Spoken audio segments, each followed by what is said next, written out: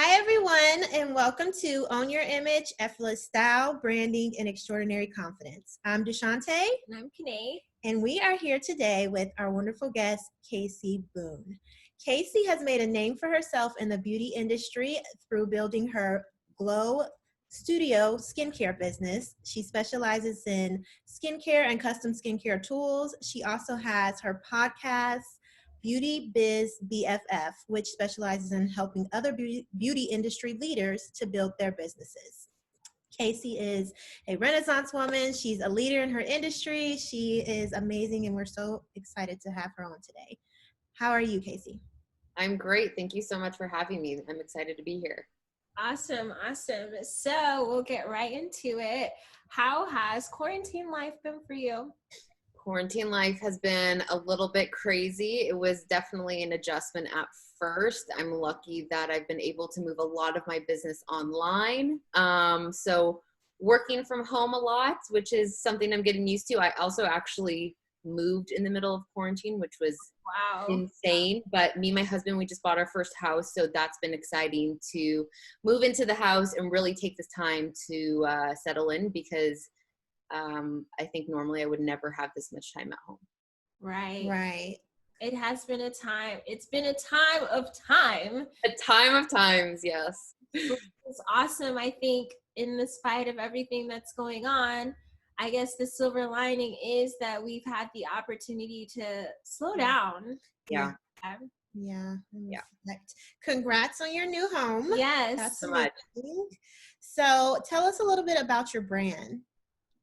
So Glow Skincare, so I'm a licensed esthetician. I've been a licensed esthetician in California for 14 years. About 9 years ago, I opened Glow Skincare. So it started as like a one-stop shop for beauty, skincare, eyelash extension, nails, massage. Over the years, I've niched down and I just focus on skincare. We have a pretty popular studio out here in Toluca Lake, California. And then about 2 years ago, I started my own product line. So Glow Skincare Cold Rollers, which is a facial roller tool you can use on your face. Glow Skincare Mini Cold Rollers. And then I also created the Perfect Facial Towel, which is a towel for other estheticians to use on their clients. Amazing. Oh, I love that. Yes.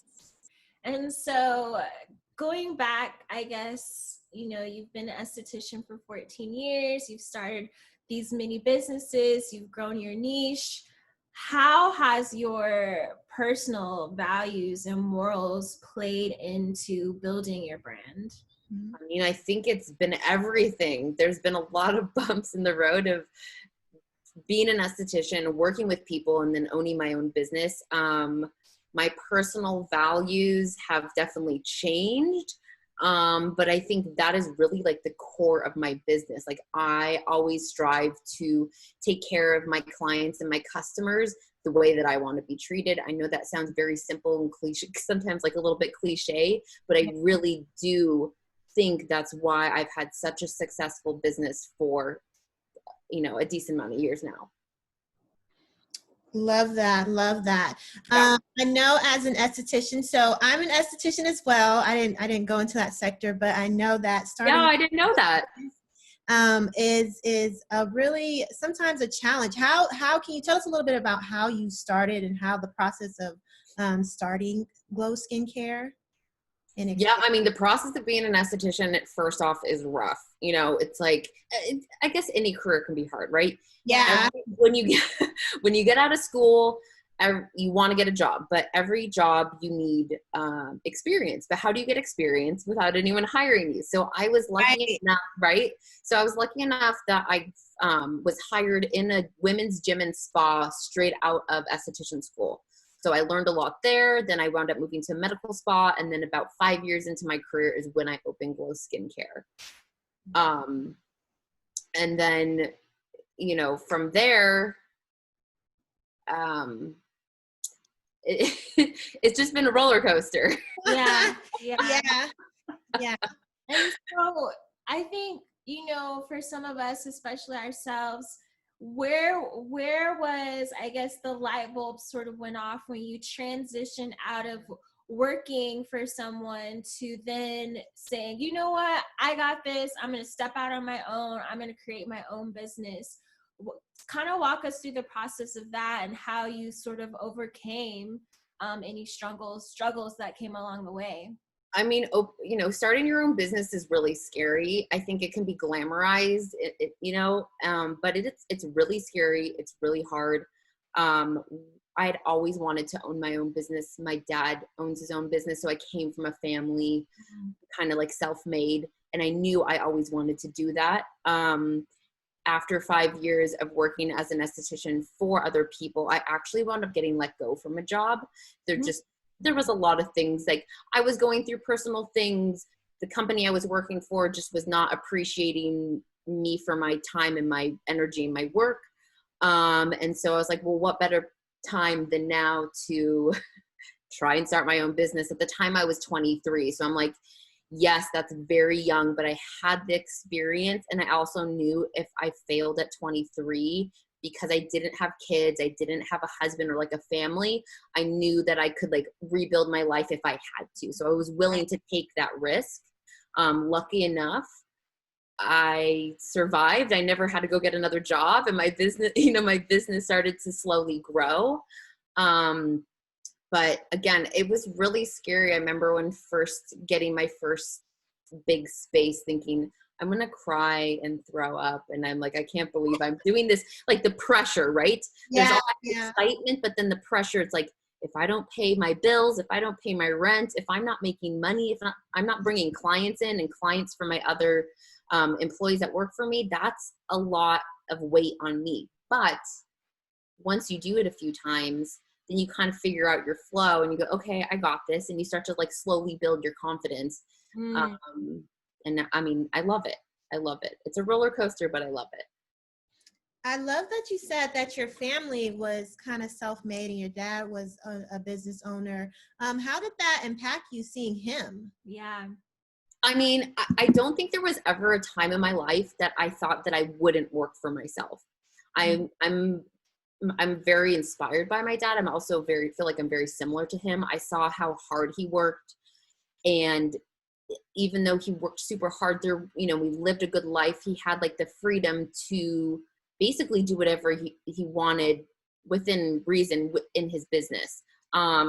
So for me, it was like, that was my only option. I was like, I want to be like my dad. I want to own my own business. Now, my dad cleans pools and does like pool repairs. So I knew I didn't want to do that. Yeah. And slowly I just evolved into the beauty industry.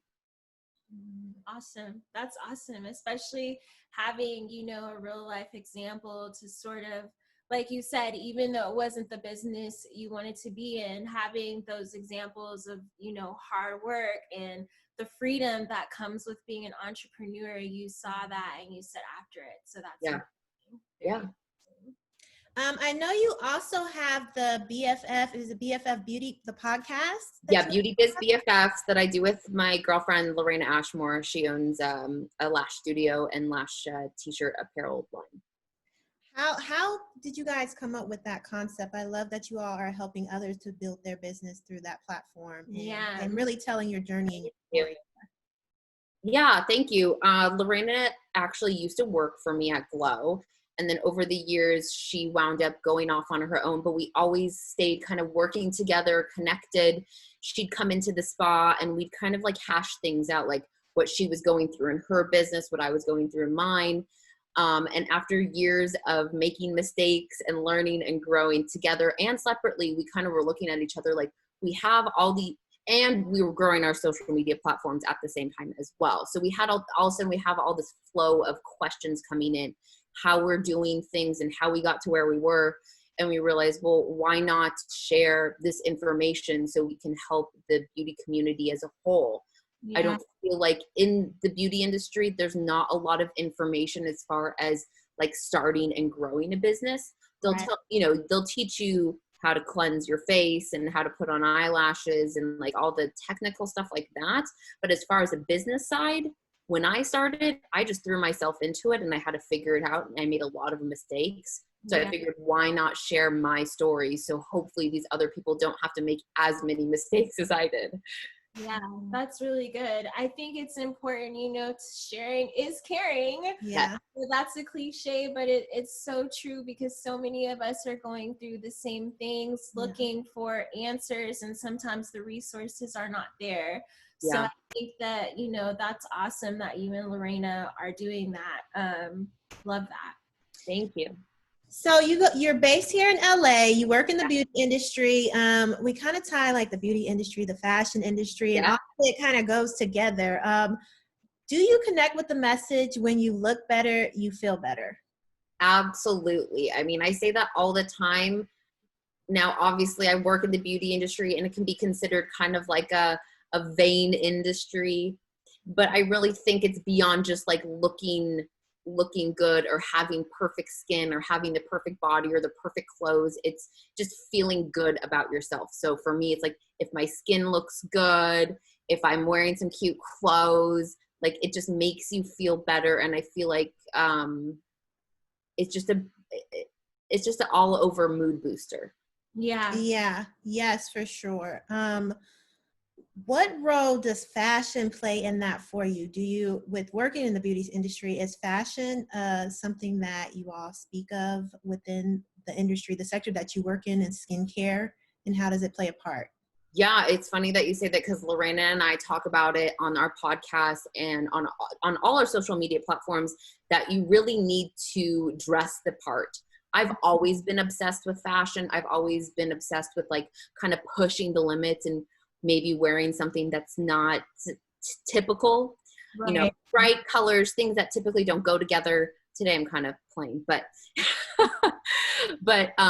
we definitely preach to our listeners that it's so important to represent yourself, like, brush your hair, put in, like, we always talk about like putting a blazer on. We're like have definitely a blazer movement actually. Yeah. And it's like, I'm always overdressed, but why not? Yeah. Right. We feel good. Yeah. And it also is a representation for me. Now I'm not just representing Kasey. I feel like I'm representing the brand as a whole.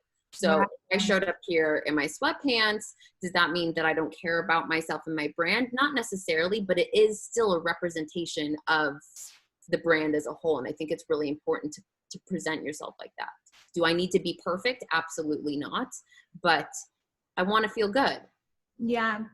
And you hit it on the nail. Like when you feel good, it's like you show up differently. You have a different pep in your step. You want to engage more. It's another level of confidence that's added in. Mm-hmm. And so with that being said,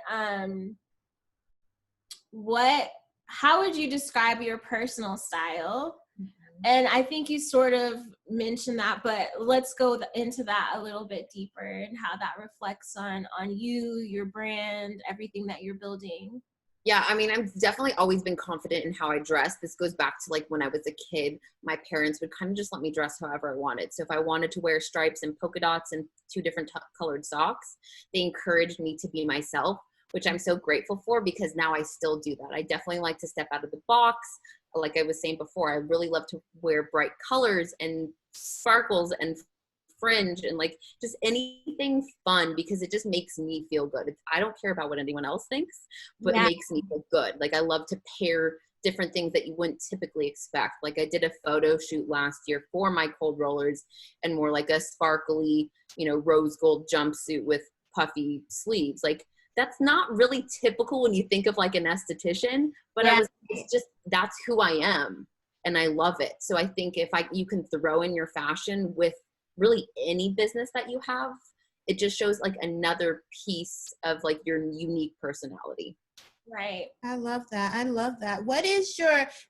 Speaking of your work uniform, and we know that, like you said, a sparkly jumpsuit wouldn't correlate with an esthetician, but what is your everyday work uniform? Do you guys wear scrubs, or is there something do you go outside the grain with that as well? Yeah, so I used to hate scrubs. Now with everything going on, probably when we go back to work, I'm going to be a little bit more strict, but that's more for like sanitation and just like the ease of everything. Yeah. But before that, I really encouraged my girls to, number one, you want to dress professional. That doesn't mean wearing like, you know, your bathing suit or crop top to work, but like, it's also still okay to like express yourself. What I would typically wear to work depends on where I'm going. If I'm in the treatment room, I'm usually like jeans, some fun boots, and like a button down, like a blouse. But again, like I let my girls definitely express themselves because I think that's fun. I've also created a couple of my own skincare t-shirts, so we try and wear those a lot at the studio. That's awesome. I think too, what you said, it's important to, you know, kudos to your parents for allowing you and supporting you in expressing yourself and being who you are, and that sort of, you know, helped you to build your confidence. And so going back a little more into confidence and how you feel, how has that shaped your relationships and shaped your career thus far, your confidence and how you feel and how you interact with, you know, your employees, your customers, and so on and so forth?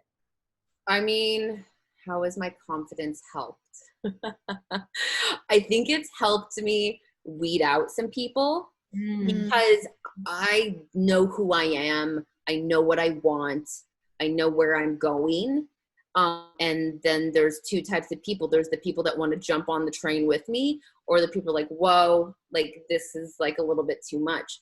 But for me, that's great because it's like, I only want the people who are like ready to work with me or who are ready to accept the help. Am I an intense person? Yes. Am I confident? Yes. So I think that part of me has really helped me succeed in business, is kind of getting rid of all like the white noise of whatever anyone else is saying and believing in what I want to do and who I am. I love that. And you know what? Just in this conversation, we can really see that your confidence shines through and you are confident in who you are. Thank you. Was there ever a time when you weren't confident, that you Yes. didn't feel like there were some struggles there with being who you are, or where you went through a time period where you didn't know who you were or how to be confident as you are today? I struggle all the time. That's the thing I think people don't realize. Like, I'm struggling now, especially, let me just be real with you guys, like, especially in this quarantine, because I'm sitting on my butt so much, and, like eating and drinking a little bit more than I should.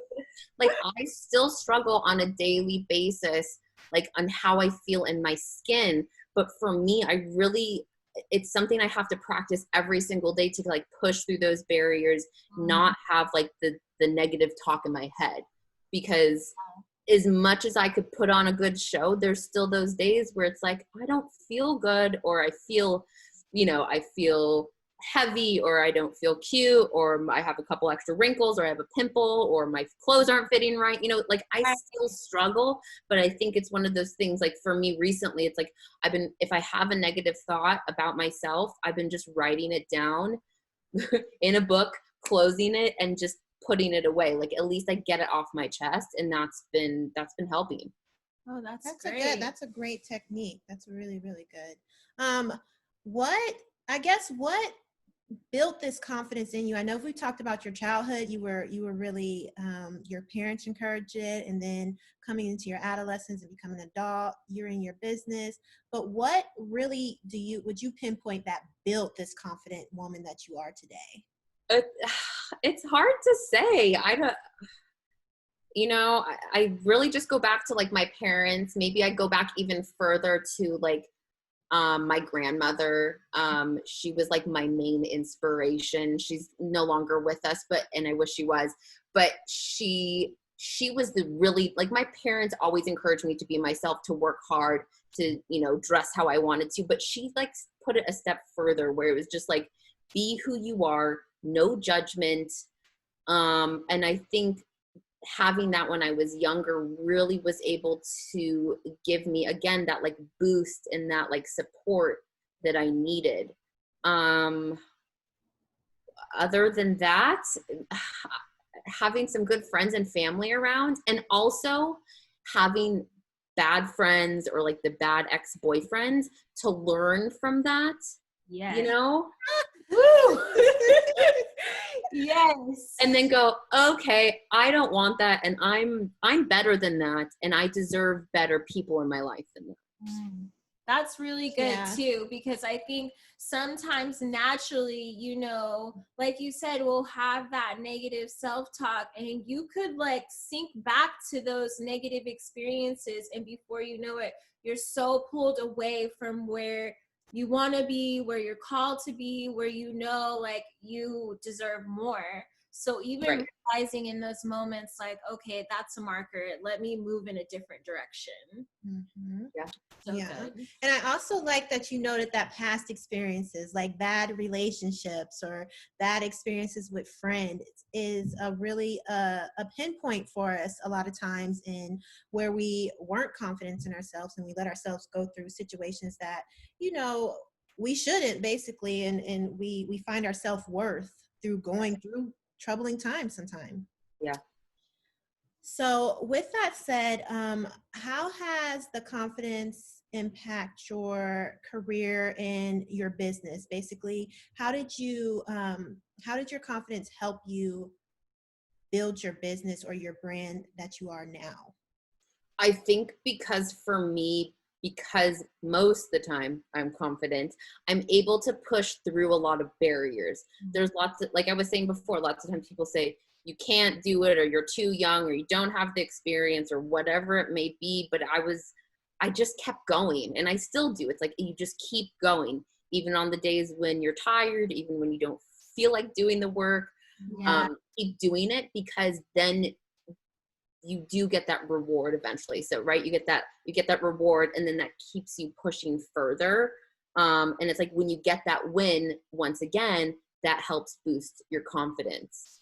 Yeah. And then because of my struggles, which have given me the confidence, that's part of the reason I feel like I'm lucky enough to have a decent following and to have this podcast with Lorena, because I truly want to help other women and men in the industry feel more confident in who they are. They don't need to be me. They shouldn't be me, right? Just like I don't want to be the next, I do want to be the next big esthetician, but I don't want to be the next, maybe you think like Kate Somerville or like Shawnee Darden. I want to be Kasey. And that's what I'm trying to tell other people. It's like, don't try and be me, be yourself. And that's how you'll be the absolutely most successful. Being authentic to who you are. Yes. Yeah. Good. Yeah. I love that. That's it's really important to be who you are. It is. It's so important. Even like you said, you built your Instagram and all these things, and we're all on Instagram like scrolling, Right. comparing ourselves, and it's like who some people are saying like, I want to be like you. Some people are looking at you wanting to be like you. How do you, I guess, teach that in your when you're helping others to build their business? I mean, it's hard. It's hard to figure out who you are. It sounds so simple. Yes. It's right. Right. You're like, oh, I know who I am. But there's something about you have to become vulnerable with yourself, and you have to become vulnerable with other people. So I really try and that's why I'm so open with people, right? I'm going to tell you that I'm struggling with my wrinkles, and I'm struggling with my weight, and I've struggled in my business, to know that like, I'm just like you. Yes. And you are committed to growing your business or doing whatever you want to do. You are able to do it, but you have to believe in yourself. I could tell you 100 times that you can do it, but until you know who you are and you believe in yourself, you're only going to get so far. Right. Right. So true. So true. So true. And I think, I think one of the biggest things in knowing who you are, right, especially when you're doing ventures and stepping out, is being intuitive and having like those little wins, right? Then you're like, okay, I think I'm doing something right, because they're catching on, they're catching on, they're catching on. So really also, I think willing to step out and do something that you may not have done is a great way of discovering who you are and not getting in the same rut or taking risk. Taking risk. 100%, you have to take risk. And then you also have to know that you're going to fail sometimes. Right. And that's when you have to go, okay, I failed. Let me try something else, instead of saying, put your hands up and go, I can't do this. Right. Right. So that's what holds people back. Yeah. Yeah. Not wanting to fail and thinking that if you're a failure, like life's over. Sometimes you think that, but failure actually builds the struggle. It actually helps you to build, to overcome and become who you're supposed to be and really walk in your purpose. So it's crazy too, right? Because even as us being entrepreneurs, right, you think you have it all figured out, but it's in the journey that you just start to discover who you are, who people are, like what's right and what's wrong, what you're gonna stand for, what you're not gonna stand for. So I guess the journey, it is part of, finding out who you are. It is. There's so many times when I've been like, oh yeah, I got everything figured out. I'm on top of the world. And then like a week later, I'm like, oh my God, this is horrible. Yes. Oh my gosh. That happens so much, right? I'm just laughing because I'm like, I remember in my head, like being like, oh, we have this together. And then the next week it's like, oh my gosh, we're getting hit with this. Or what were some of the failures that maybe you would speak about or would want to share with others that really helped you to build? Yeah. I mean, God, so many failures. I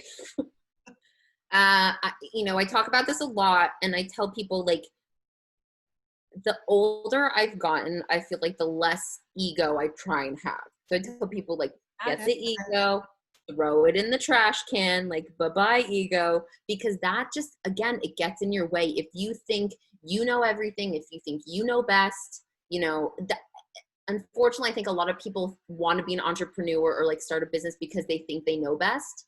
But I've learned that I don't know best. I just have my way of doing things.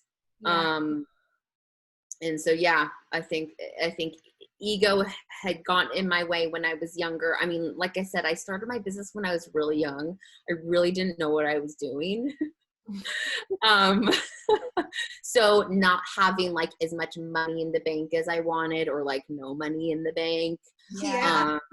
Trusting, not to say that I don't trust people, but like being almost like too trusting with people and let them walk all over me.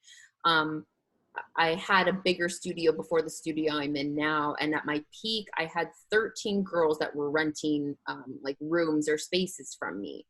And in theory, that sounds amazing, but it was chaos. It was just crazy to be juggling that many people. And I definitely let all those people influence me too much. So I had to like kind of like get rid of all them and start fresh, which was hard. But it was the best thing that ever happened to me. And again, I think just being open to criticism and not taking it personally. And that's hard. So hard. Yeah. So hard. You have to move your ego to the side and be like, okay, I've got to be open to receive from someone who probably knows best.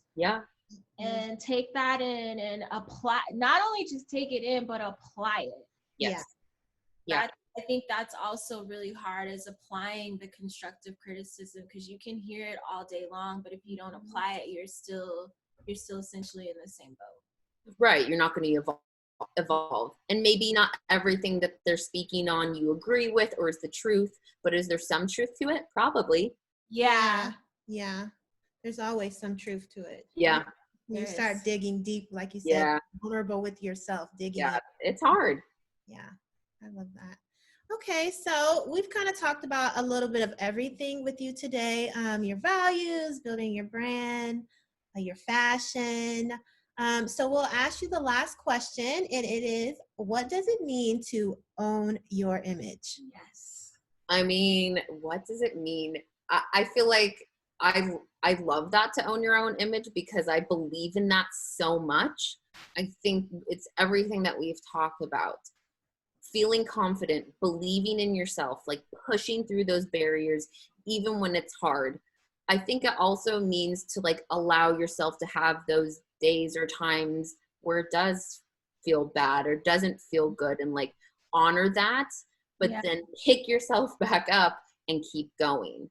And for me, which I'm struggling with and learning right now, is like owning where I'm at, which means like I was looking at pictures of myself from 5 years ago. I'm like, oh, I look skinnier and younger. You can always do that, right? Yeah. And I'm learning more and more every day to just like live and be as present as possible and owning that 100%. And the more I believe it and own it, everyone else is going to feel it as well.